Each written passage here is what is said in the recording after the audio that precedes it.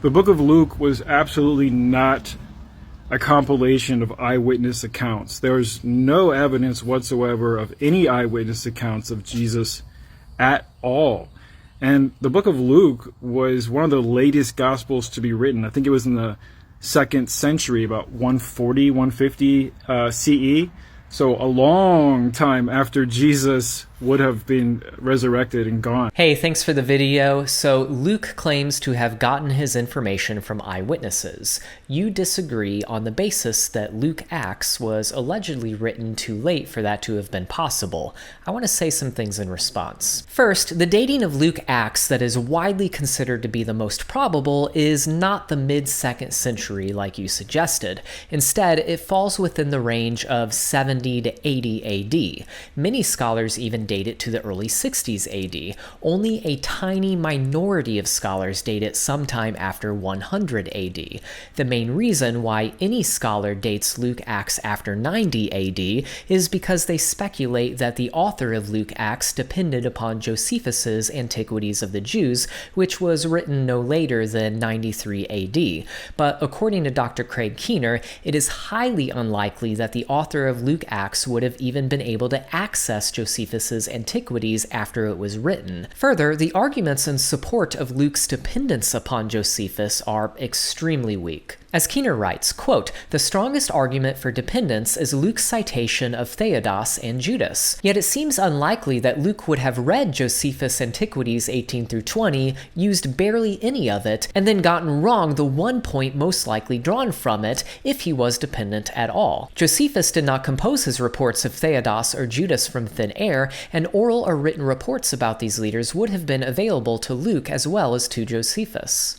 I'm not sure how Luke would have got those eyewitness accounts, since the average lifespan back then was like, what, 50? So you seem to be confusing lifespan with life expectancy. It is true that the average life expectancy was quite young in ancient Rome, but that is entirely irrelevant to the point. The primary cause of the low average of life expectancy was the high rate of infant mortality. But that does not mean that no one in ancient Rome who lived past childhood ever made it past 50 years old. For example, writing in the 1st century, Pliny the Elder speaks of several people he knew who were older than 100 years old, including a woman named Claudia who was 115. According to the historian Walter Scheidel, a leading scholar of ancient Roman demography, quote, "There is a basic distinction between life expectancy and lifespan. The lifespan of humans, opposed to life expectancy, which is a statistical construct, hasn't really changed much at all as far as I can tell." But in any case, that is really beside the point, since, again, Luke Acts was most likely composed between 70 to 80 AD, which falls within the time frame when most of the events described in Luke's narrative would have still been within living memory.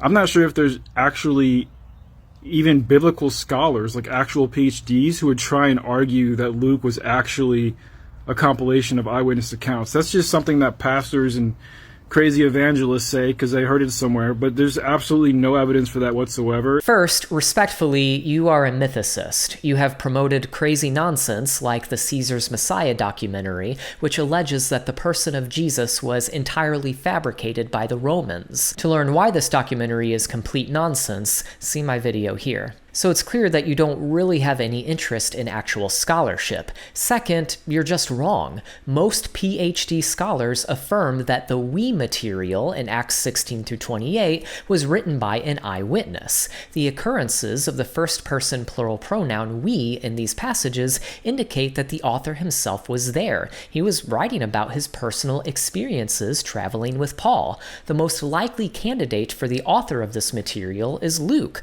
Paul's traveling companion. According to Dr. Craig Keener, quote, "Luke was Paul's traveling companion. This was also the unanimous tradition of ancient Christians who had no reason to attribute the book to such a minor character, as opposed to, say, a leading apostle, if they did not have reason to believe that it was true. If this we appeared anywhere else in ancient historical literature outside of the New Testament, scholars would take for granted that the author included himself in the we. We have no reason to doubt that Luke was Paul's traveling traveling companion in the book of Acts, and we can verify Luke's reports historically. There are numerous details in Acts that demonstrate that Luke was intimately familiar with the diverse cultures and customs of the places he visited with Paul. This knowledge is difficult to explain if he wasn't actually there.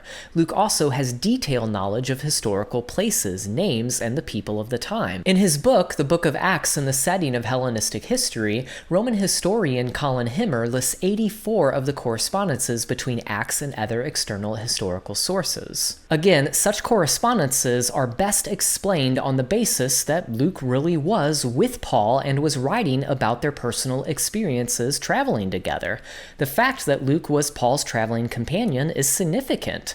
It means that he would have been in Judea for around 2 years, providing him the opportunity to access eyewitness accounts of Jesus' life, death, and resurrection in order to write his gospel. What do I know, man?